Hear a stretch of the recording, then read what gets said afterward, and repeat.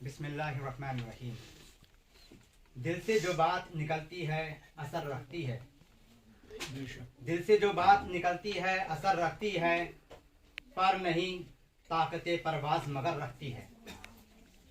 آج سے تقریباً 144 برس پہلے ستاروں کی دنیا سے ایک ستارہ انسانیوں کی دنیا کی طرف پرواز کرتا ہے اور اس عرض فانی پر پہنچ کر اپنے نور سے عالم اسلام اور ملت مسلمہ کو خواب گرہ سے بیدار کرنے کی کوشش کرتا ہے.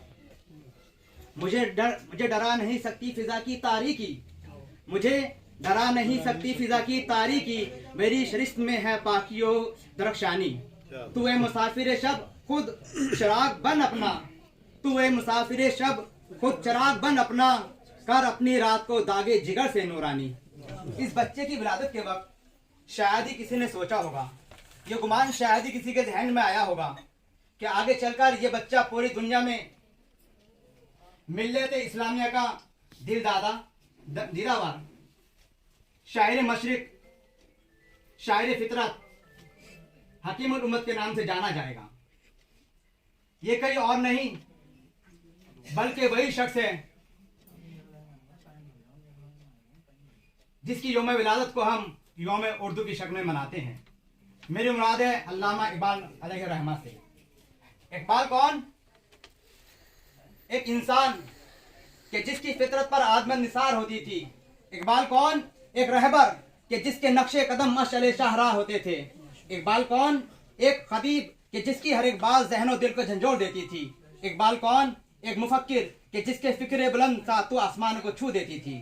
اقبال کون؟ ایک شاعر کہ جس کا ہر ایک شعر ترجمان حیات ہوتا تھا، جو آج اپنے جگر گوشوں کے علاوہ بر صغیر ہند کے مسلمانوں کے دل کی دھڑکن بن چکا ہے.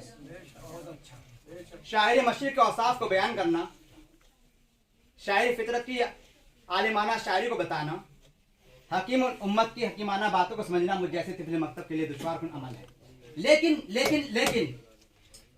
پھر بھی میں اپنے استاد محترم ڈاکٹر عابد حسین حیدری صاحب کے حکم سے، اللہ ان کی عمر اور علم میں برکت عطا فرمائے، آمین، آپ حضرات، آپ اہل علم و دانش کے روبرو کچھ لب کشائی کرنے کی کوشش کرتا ہوں. ہماری آج کی نشست کا عنوان جیسے ہمارے علم میں ہے علامہ اقبال اور اسلامی اقدار ہے. یہ ایک ایسا موضوع ہے جس پر بہت کچھ لکھا جا چکا اور بہت کچھ لکھا جانا باقی ہے. تمام اسلامی اقدار مثلاً روزہ، حج، زکوٰۃ، صدقہ، نماز، بچوں کی تربیت، حقوق العباد، حقوق اللہ، حقوق حب الوطنی، والدین کے حقوق، یہ سب علامہ اقبال کی شاعری کے اندر بدرجہ اتم موجود ہیں. ان میں سے یہاں میں چند پر اپنی رائے پیش کرنا چاہتا ہوں. سب سے پہلے میں عظمت قرآن پر بات کرنا چاہتا ہوں. قرآن کی عظمت کے بارے میں ایک شاعر نے کیا خوب کہا ہے کہ میرے نبی کے صحابہ سارے پڑھتے تھے قرآن بھوک پیاسے. علامہ اقبال کی بصیرت افروز نگاہ میں قرآن مجید کی عظمت بے پایا تھی. انہوں نے ایک مرد مومن کی طرح ارشاد رب العالمین کا بنظریہ عمیق مطالعہ کیا اور اسرار رموز و فطرت کو جب اپنی تصوف اور شاعرینہ رفتوں میں سمو دیا تو ان کا عارفانہ کلام نے مسلمانوں کو ایک حیات نو عطا کی. علامہ اقبال توحید و رسالت کے پروانہ تھے. انہوں نے اپنے ایمان و آگاہی کو اسلام کی کسوٹی پر پرکھا اور پھر قوم کو بھی یہ درس عظیم دیا، افراد کے ہاتھوں میں ہے اقوام کی تقدیر، افراد کے ہاتھوں میں ہے اقوام کی تقدیر، ہر فرد ہے ملت کا مقدر کا ستارہ. قرآن کے اس محسن عظیم نے توحید کے پرستاروں کو یہاں تک پیغام دیا کہ قرآن ہی کامل زندگی کے لیے مشعل راہ ہے. مسلمانوں کو قرآن پاک کی صورت میں جو ضابطہ حیات دیا گیا ہے، اس پر عمل کرنے سے اللہ اور اس کے رسول عربی صلی اللہ علیہ وسلم کی خوشنودی حاصل ہو سکتی ہے اور وہ دنیا میں امن و امان، سلامتی، اخوت و محبت، عدل و انصاف، اتفاق و اتحاد اور یکجہتی قائم کر سکتے ہیں. تاریخ شاہد ہے جس قوم نے قرآن کریم پر عمل کیا وہ ترقی کی بلندیوں کو پہنچ گئی اور جس قوم نے اس سے چشم پوشی کی وہ تحت الشعور میں ہمیشہ کے لیے بے نام و نشاں ہو گئی. وہ زمانے میں معزز تھے مسلمان ہو کر، وہ زمانے میں معزز تھے مسلمان ہو کر اور تم خوار ہوئے تاریخ قرآن ہو کر. آگے علامہ اقبال لکھتے ہیں کہ اللہ تعالیٰ کی نگاہ میں وہی شخص معزز و مکرم ہوتا ہے جو سیرت و کردار اور اعمال و گفتار میں بہترین ہو. ہر لہجہ ہے مومن کی نئی شان نئی آن، گفتار میں کردار میں اللہ کی برہان، कहारियों, गफ्फारियों, कुद्दूस, जबरुत, ये 4 अनासिर हो तो बनता है मुसलमान। अल्लामा इकबाल का पूरा वजूद अजमत कुरान के फहम व इदराक से लबरेज था।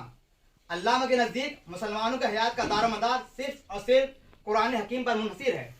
उनकी फिक्र और पैगाम बनी नौए इंसान के लिए बड़ी फजीलत और अहमियत का हामिल है।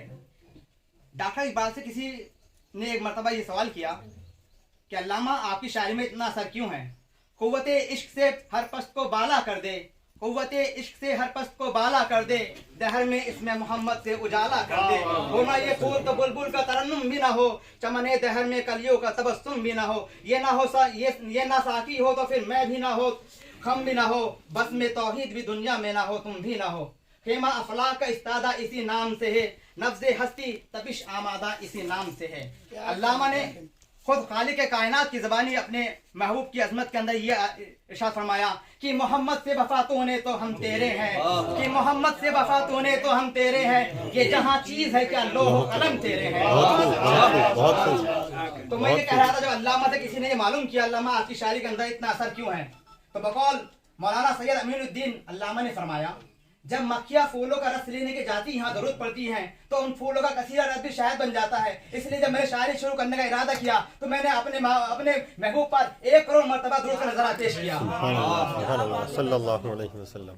कौम की तामीर नौ का फरीजा भी एक इस्लामी कद्र है। असर हाजिर में कौम की तामीर का तस्वुर सबसे पहले अल्लामा जमालुद्दीन अफगानी मरहूम के दिमाग में पैदा हुआ और उनके मुतहरिक शख्सियत और उनके अमीक और जिंदगी बख्श पैगाम ने तमाम दुनिया इस्लाम में एक हरकत पैदा कर दी।